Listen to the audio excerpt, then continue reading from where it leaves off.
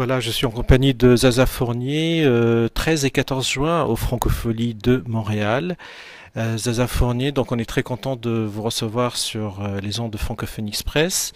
Comme on a déjà programmé donc Vodka Fraise et La Vie à deux, racontez-nous un petit peu, c'était donc le premier et deuxième album.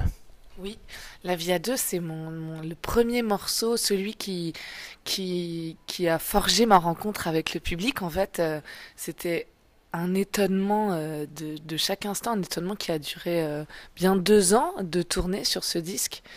Et Vodka, c'est mes retrouvailles en fait. Donc c'est deux morceaux très importants pour moi, que je chante toujours, que j'adore chanter d'ailleurs. Voilà, et qui continueront de m'accompagner, je pense, encore longtemps. En fait, c'est drôle comme là, donc j'ai sorti mon troisième album il y a 1 an maintenant, et je me rends compte que sur les deux premiers, il y a des morceaux avec lesquels je suis très critique, et d'autres que j'aime d'un amour absolu, et ils font partie de ces deux-là. Ces deux-là en font partie. Excusez-moi, je viens d'atterrir, je suis un peu, j'ai du mal à. Tout à l'heure, j'ai demandé des sandwichs au lieu de demander des chewing-gums. Je vais peut-être dire n'importe quoi, mais ce sera avec le cœur. Voilà, et puis on a le contexte. Alors, justement, le troisième album, nous, on le connaît beaucoup moins. Comment vous pouvez nous l'expliquer? Alors, il est né d'une rencontre avec un artiste magnifique qui s'appelle Magiker, qui est lui passionné par les body percussions, par le travail vocal, et c'est ce qui nous a réunis, c'est le goût pour euh, penser la rythmique de façon un peu centrale en fait. Il y avait quelque chose de autant le deuxième album il s'est vraiment inscrit dans une tradition comme ça presque post-yéyé quoi. Et celui-ci j'avais envie de me frotter à une chose que je maîtrise moins par le rythme et qui nous est venu en écoutant beaucoup de musique du monde, des choses parfois très anciennes. Voilà, je me suis autorisée une chose plus primaire quoi dans le rapport au rythme et voilà les harmonies vocales, le travail sur la voix, c'est ce qui nous a réunis pour ce disque qu'on a fait vraiment tous les deux quoi. Qui a été mixé par Jack Lahana, qui est celui qui m'accompagne depuis le début. Et voilà, dans un contexte différent, parce que j'ai changé de maison de disque. C'est un disque qu'on a fait de façon plus artisanale au départ. Et ça a été assez merveilleux de réaliser au moment où je faisais les choses que c'était exactement ça que je devais faire et que je voulais faire et que je crois que pour la première fois de A à Z j'ai eu le sentiment d'être exactement à l'endroit où je devais être, ce qui ne n'annule absolument pas ce que j'ai fait jusqu'à présent, mais disons avec plus de précision quoi. Vous voyez ce que je veux dire? Il y a eu des moments où j'ai douté jusqu'à présent, là beaucoup moins sur ce projet. Donc ça, c'était peut-être que c'est ça vieillir en fait, et c'était bien agréable de ressentir ça. Voilà, c'est l'évolution aussi normale. Donc, on parle de l'album Le Départ, paru en 2015. Regarde-moi, c'était en 2011 et l'album est éponyme donc en 2008. Là, vous faites quelque chose de spécial avec Cléa Vincent et Carmen Maria Vega. Euh, Parlez-nous, donc, vous serez au Trois Baudets à Paris. Oui, vous êtes bien renseigné, dis donc. On est en pleine création, je les ai lâchés honteusement pour venir ici 3 jours. On monte un projet qui est en fait le deuxième opus d'un concept qu'on avait créé avec Cléa, Vincent et Luciole, qui est là d'ailleurs au Franco. Et on réitère avec Carmen nous a entraînés par son enthousiasme pour ce numéro 2 de Garçon, qui est en fait euh, un spectacle autour de reprises de chansons des années entre 50 et 70, qui est en fait le répertoire de Canetti, qui à l'époque avait ouvert les Trois Baudets.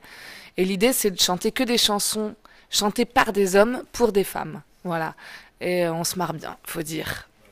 On espère peut-être avoir un disque à partir de ce spectacle. On espère beaucoup. En tout cas, je peux déjà vous promettre qu'il y aura un 2 titres, comme à l'époque. Et pour le disque, j'ai bon espoir, disons. En tout cas, on jouera tout le mois de juillet au Trois Baudets, ouais. J'ai hâte, ça va être un bel été. Donc pour ceux qui connaissent moins Zaza Fournier, vous avez étudié en théâtre, violon, accordéon un peu plus tard. Début d'une carrière de chanteuse par hasard.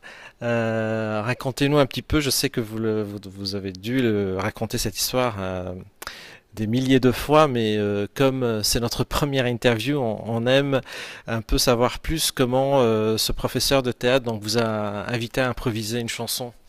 Oui, j'ai toujours écrit des chansons, mais sans aucune ambition, parce que c'était l'endroit que j'avais trouvé moi pour aller bien en fait, pour maîtriser mes monstres quoi.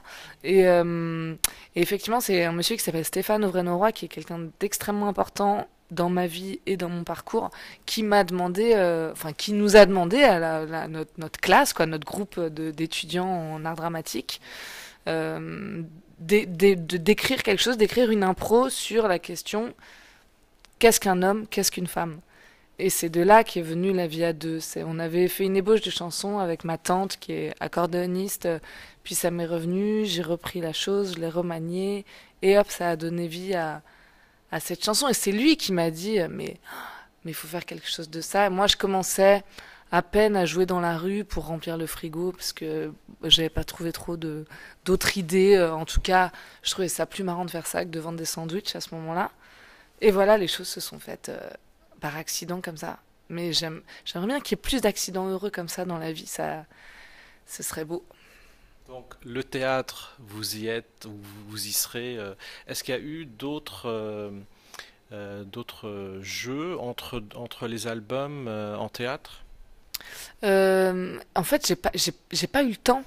Je crois que pour la première fois, avec ce spectacle que je vais jouer ici, d'ailleurs, que je ne cesse d'appeler spectacle. J'arrive plus à dire concert. Et je crois que c'est pas pour rien. C'est que tout à coup, en fait, ça me rattrape. Et c'est vrai que j'aime bien l'idée de ramener comme ça le théâtre sur le plateau entre les chansons enfin, avec les chansons. Parce que, oui, j'ai l'impression que c'est une façon de transcender la chanson, de donner à voir autre chose, à sentir autre chose, et qu'en fait, c'est comme ça que la scène, même musicale, a du sens.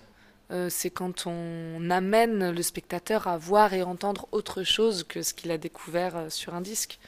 Euh, Bon voilà, en fait, je dois dire que c'est ce qui m'intéresse de plus en plus, quoi. Et je crois bien même que ce que je prépare pour la suite, c'est d'abord un spectacle, avant même de faire un disque. Là, j'ai vraiment envie. L'idée aussi, vous voyez, de décloisonner un peu les choses, quoi. Je suis pas la première du tout à y penser, mais j'ai l'impression que ça se fait quand même, en tout cas trop peu. Et que moi, j'aime bien quand je sors d'un spectacle et que je sais pas trop bien ce que j'ai vu. Voilà. Donc là, ça me travaille à cet endroit-là, ouais. Très bien, donc ça donne envie. L'invitation est lancée, c'est très bientôt, donc 13 et 14 juin, scène extérieure, Zaza Fournier, au Francophonie de Montréal. Merci beaucoup et très bonne continuation. Ah, merci à vous. Salut.